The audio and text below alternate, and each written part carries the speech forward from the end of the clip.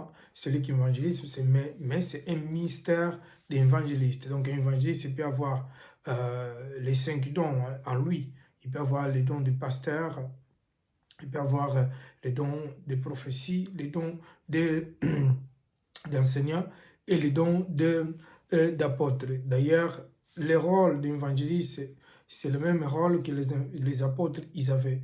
Donc c'est pour cela que je suis en train d'enseigner pour faire comprendre le peuple de Dieu qui en réalité et qui beaucoup qui se confondent, beaucoup qui comprennent les choses selon leurs pensées, selon eux-mêmes.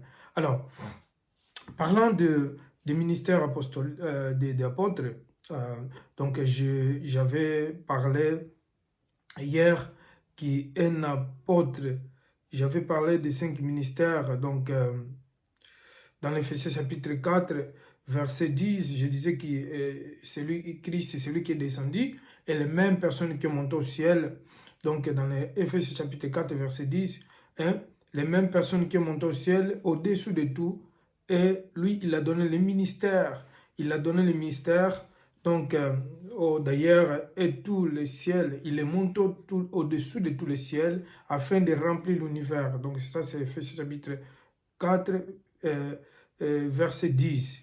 Et dans le verset 11, il dit que c'est lui qui a donné les dons comme des apôtres, comme prophètes, évangélistes, bergers et enseignants. Donc, pasteur, c'est berger, puisque dans l'Ancien Testament, c'était des bergers. Les pasteurs, ils s'appelaient des bergers.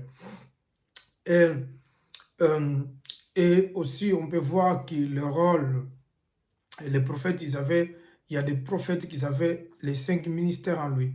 Donc, le même prophète, il était juge, c'est comme un pasteur, si vous voulez, parce qu'un pasteur, c'est comme un juge, c'est un ministère comme un juge aussi.